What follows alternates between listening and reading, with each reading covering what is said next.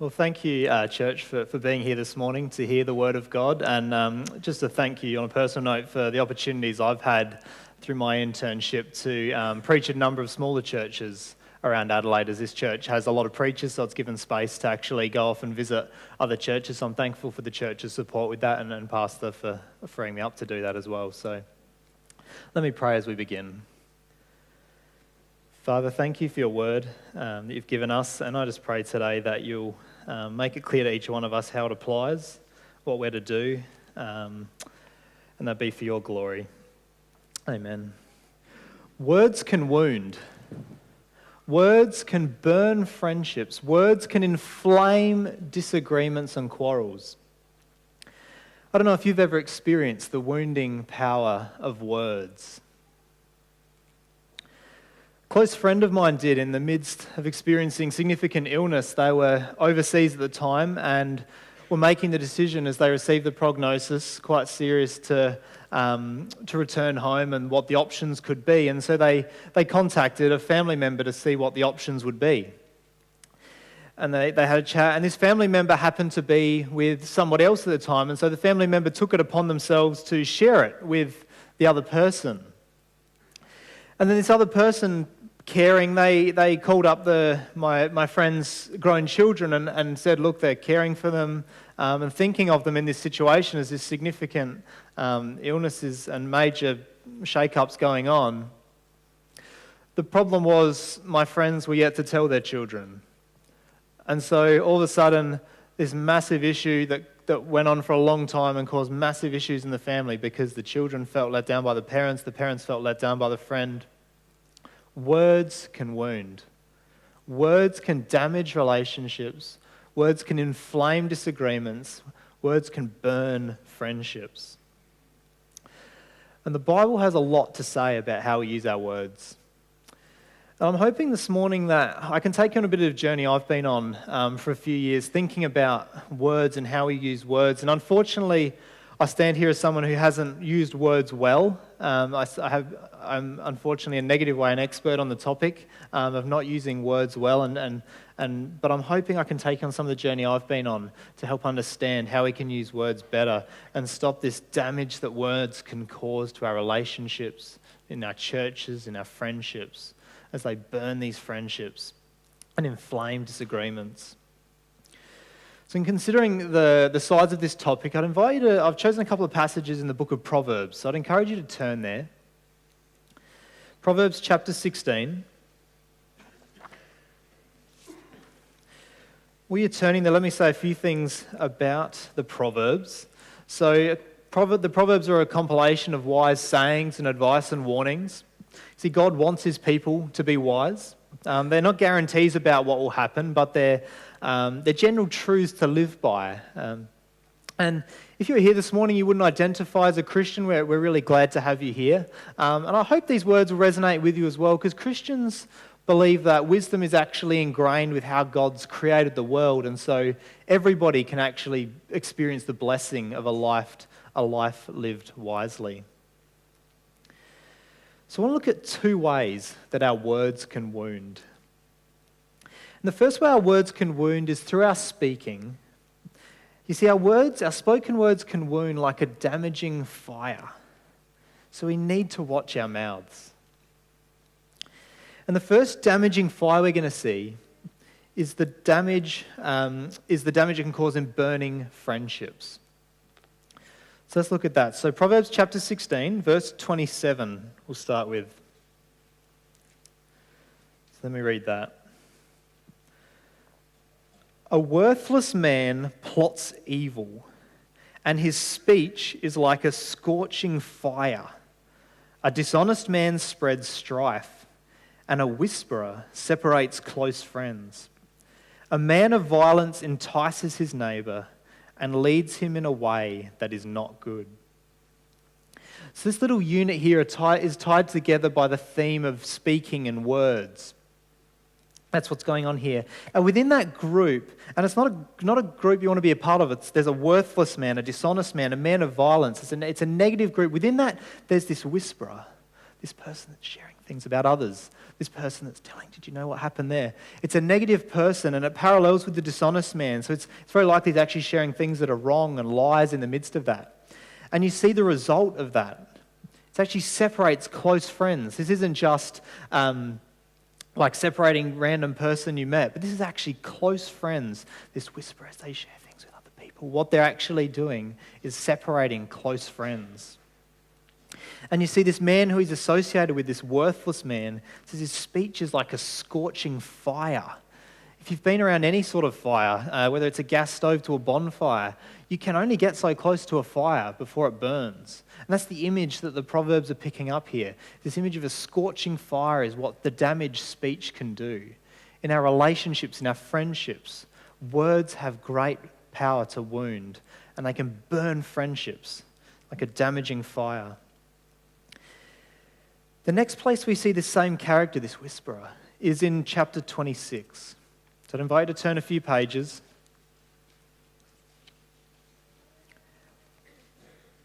And we see here that this same character, the whisperer, and it picks up on the fire imagery again, it actually causes damage, causes wounds through disagreements.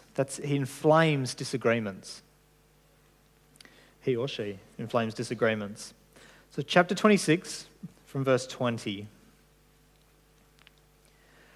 For lack of wood, the fire goes out, and where there is no whisperer, quarrelling ceases. As charcoal to hot embers and wood to fire, so is a quarrelsome man for kindling strife. Again, we see this whisperer, this character that's sharing things about others. Did you know what happened here?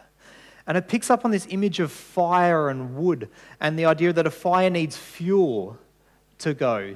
The quarrel needs fuel. And in this situation, it's the whisperer, this one that's sharing things that shouldn't be shared. And we saw in the passage that was read out from James that it picks up on the fire image similarly, and it actually goes on and expands and talks about the fire actually being a cause of damage for a whole forest that can actually burn massive things. That's the image it picks up on speech, that words can wound, and that really blows it up and puts it into a big picture of the power of words.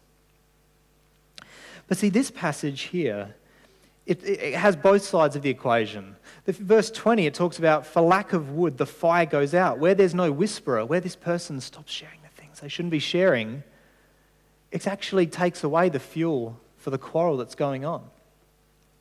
But then the flip side is it also has in verse 21 that talks about the kindling, those little twigs, bits of wood, whatever it is, that you actually use to start a fire. And in the same way, the person who starts sharing things about others, who's making whispers, who's sharing information, is actually the source to fuel the disagreement. And you may have experienced both of them. People sharing things that inflame and cause great damage in the situations. You see, words can wound like a damaging fire. Can both burn friendships and inflame disagreements. You may be wondering a little bit, well, how does this apply? Like, I'm sure we'd probably all agree that, sure, like saying bad things about people, that's not good. But I want to suggest, and as I've thought about it and even seen in my own heart, that there's often a more subtle form where we're sharing things, we could be closer to this whisperer character than we realise.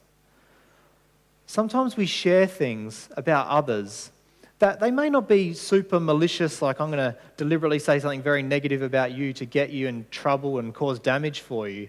But in sharing things about others, we can actually have this same effect of burning friendships and inflaming disagreements through our words. The words still have power to wound, even if they're not the extreme of some of the characters we've seen. You see, the story I shared at the start, that wasn't an instance where someone was maliciously trying to share something negative, and yet the words still had great power to wound through sharing things that weren't theirs to share. You see, as we go about talking, and our speech is an area, like many areas of our life, what it means to become more like Jesus. Our speech is an area that needs to be conformed more and more like Christ. And so as we go about that, one way as we if we realize that the wisdom of the Proverbs says the damage that words can do is great, if we see the damage they can do is burning friendships and inflaming quarrels, a simple way to apply this is actually to ask people permission before we share things about them. Someone shares some exciting news, do you mind if I share that with my spouse?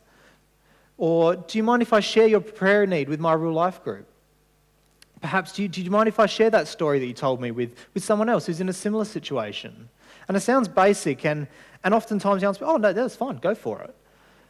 But it's the times when actually no, that's private information, or there's some people I need to tell first. And you may have experienced this where someone's shared something and you found out that they've shared it and it can cause massive damage. And that was the situation at the start. There's kind of the extreme end of sharing negative things about people, but there's also this subtle form as well where we're sharing things about others that just isn't our place to share. And that can have the very same effects of burning friendships and inflaming disagreements. And this encompasses even areas like technology, our retweeting, hashtagging, liking. These can all be areas where this damage of friendships and disagreements can actually be inflamed. Just because we're not speaking it with our tongue doesn't mean our hands aren't causing the exact same damage. And you might be saying, well, so what do we do with that? Well, a simple way is actually talk about the people we're with. Instead of talking about those who aren't present, talk about the people who are present. Be intrigued, be interested about the people we're with, rather than reverting just to let's talk about other random people. But actually look to understand. I've realised this about me, I often don't know the person I'm with really that well at all. And we're off talking about some random person that actually has no real relevance to the situation. We kind of revert to the safety of talking about others, when in fact the person in front of me is actually a person of incredible value, who has so much I could actually learn from them. That's a way of actually, instead of taking words to wound, actually using words for good. And similarly, in the situation of quarrels and disagreements, and we saw this in the passage, our words actually have the power for good as well. You see, in this situation, it's in verse 20, where there's no whisperer, the quarrelling ceases. You see, in the midst of a situation, instead of, I'm going to go tell someone else about that, I'm going to go bring that up with somebody else, actually the whisperer, if he or she goes, it actually has the opportunity to take some of the fire, the fuel out of that disagreement. So not only do our words have the power to wound, they actually have the power to do good and to build up and actually change a situation. Words have great opportunity, great power. So the Proverbs talk about this area of words, spoken words, and how that's actually like a damaging fire. Words can do great damage. But similarly, the fire imagery, words can actually take away the source of fuel as well. But the second area the Proverbs pick up on is actually the area when it comes to words and the wounding power of words is actually listening. You see, words listened to can actually wound, and the image the Proverbs picks up is that of deceptive food. You see, the Proverbs say words listened to can sound like deceptive food. So watch your ears. Let me explain that. It might sound a bit strange. So we're going to keep going to verse 22. So chapter 26, verse 22. The words of a whisperer, there's our character again, are like delicious morsels. They go down into the inner parts of the body. So the proverb, it's talked about the speaking of words, and then it actually talks about the person that's listening to the words, and actually picks up on the words as delicious morsels or delicious food. You see, it says that words will actually affect the consumer as well. I'm a baker, pastry cook by trade, and so I have some experience with delicious morsels, and something we, in the industry, a practice is with wedding cakes is actually to decorate foam.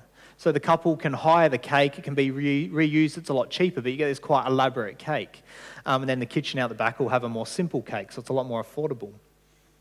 And I think this is kind of what that proverb picks up. See, this beautiful cake, elaborately decorated, covered in icing, you just want a piece. It's this delicious morsel ready to take. What happens when you eat that? That's why the kitchen has a different cake out the back. You see, words actually, and this is the image it picks up on, words have an impact. and they go down into the body. And even if you're not the one speaking the words, they still are going to affect the consumer.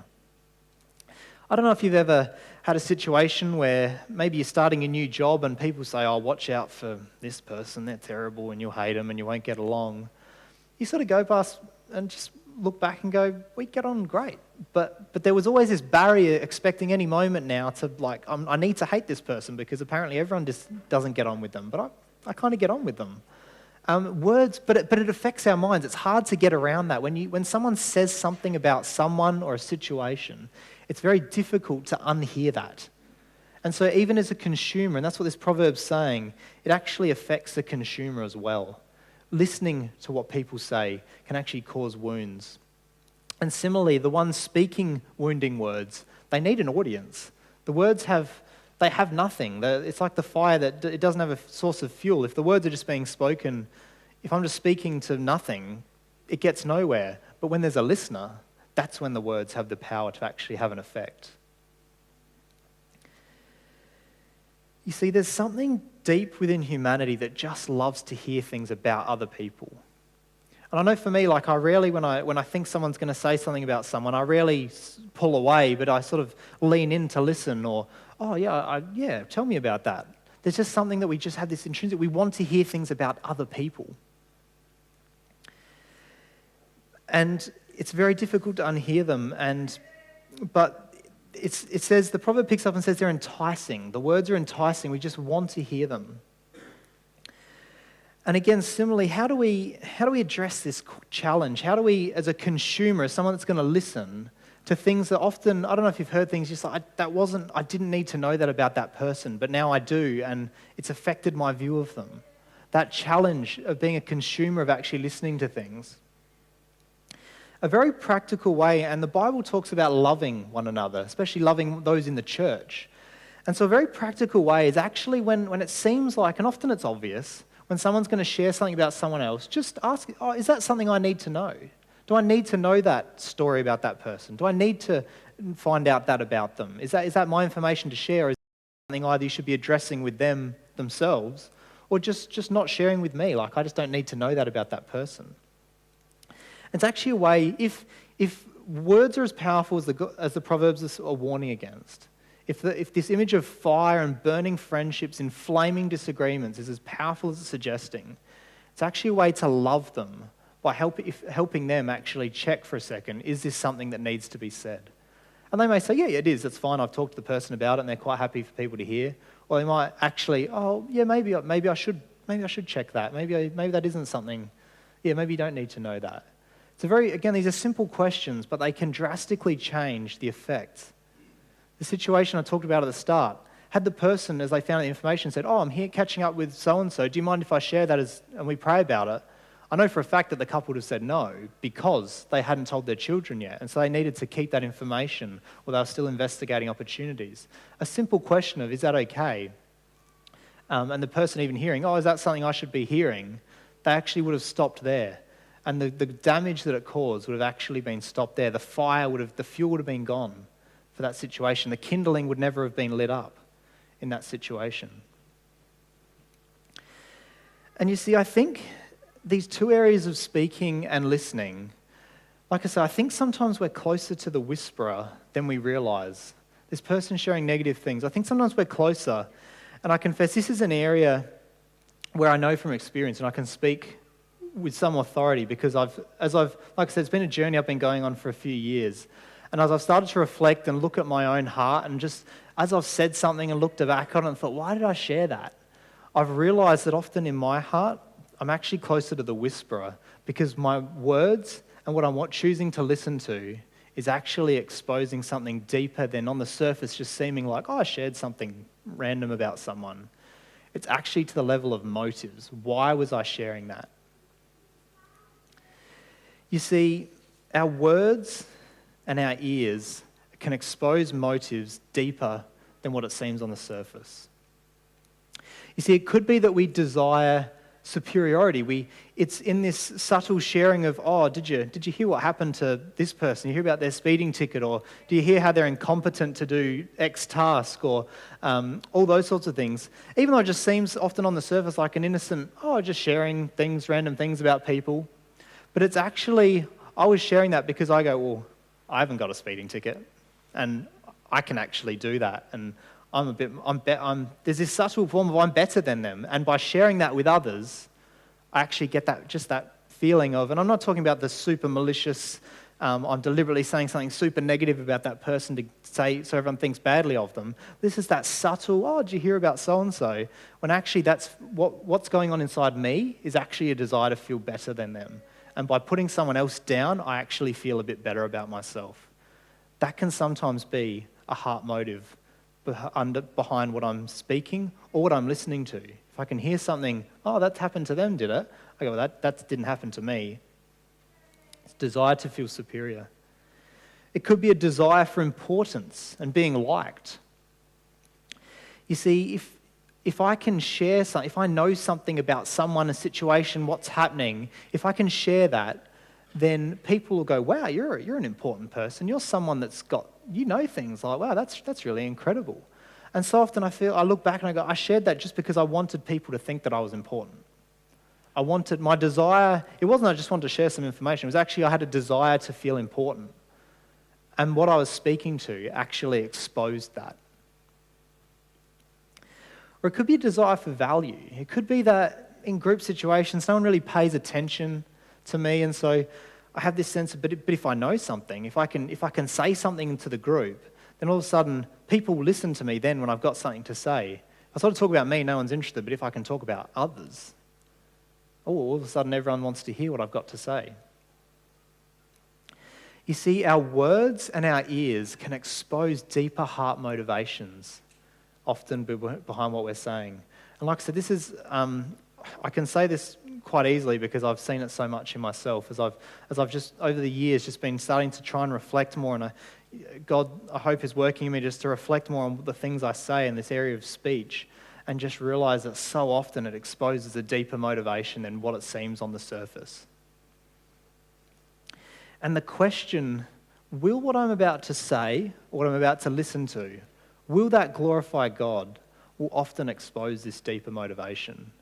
It just all of a sudden, it takes it from the realm of I'm just saying something to why am I saying this? What's my motivation behind saying this? And this is a question for all of life. It's a question for anything we go through. But with our words, it's a helpful question that I've found to address and challenge the motives. I'm not saying they're always bad, but often I know for myself it's not. It's not what it seems on the surface. There's something deeper going on in me. But you see, the good news is for Christians, as we battle these motivations, because they're tough, they're real struggles, but the good news is we actually don't need to be bound by these motivations. As we see the contrast, we actually realise that we don't need to receive our value from these things. You see, as Christians, we're actually we're made children of God. We sung about that earlier. And you see, the all-powerful creator of the universe made us and loves us and chose us. And so all of a sudden and we're received by him fully. So why am I trying to seek this affirmation from this other random person? Why am I trying to get my sense of value, of importance, from using my words and listening to things from some random person, or someone close to me even, when I've actually received perfect value from the almighty creator of the universe? It's a stark contrast between the two. But it actually, all of a sudden, the motivation when I'm sitting there going, I really want this person to value me, realizing I don't need to descend for them to value me because I'm actually perfectly valued by someone far, far more superior. And you see, this challenge of superiority, and I think for me that's often what it is. It's often this subtle sense of I think I'm a little bit better than them, and so I'm going to say something or listen to something about them because that just makes me feel a bit better than them and builds me up. But you see, Christians, we follow a king. Our ruler, our Lord, was someone who actually humbled himself. He humbled himself to the point of death on a cross. You see, Jesus didn't go around trying to pursue and put himself up and seek to be superior to everyone, but he actually humbled himself. And that's the example we follow. The example we follow is the example of Christ. He humbled himself, and so we don't need to use our words and our ears to pursue this sense of superiority over others when we actually had nothing, and we've just been received by a powerful God who loved us. And so we don't need to be pursuing feeling better than others because we actually had nothing, and anything we have is by the grace of God. And if anything, we see it as an opportunity to love others and actually care for others and serve others with our words. You see, our words have the potential to wound, but our words can actually also be used to build others up, to worship God, to care for others. There's this stark contrast between the two of how words can be used. Words have great power, and this is focused on the more negative end. But on the positive end is actually opportunity. We can tell people about Christ. We can actually worship God. We can actually be intrigued about the person in front of us, find out, talk about them instead of other people, and use our words to build up. And like I say, the fire, our words can actually be, well, let's not talk about that person. All of a sudden, the source is gone. The kindling's not struck. And that's the power our words have, because we actually don't need to be putting others down. We don't need to be trying to get our sense of value from others, because God has perfectly loved us. Christ has given us an ultimate sense of value. And our words that might expose those motivations, they don't need to be there anymore. You see, God offers wisdom through his word, warnings about what it means to live how we live, what it means to be more like Jesus, and our words is one of these areas. You see, relationships are at stake. Words can wound. In families, friendships, churches, all different workplaces, all different situations, words can wound. Words have power. They have great power for good and for bad. You see, words can wound, so we need to watch our mouths, our ears, and our hearts.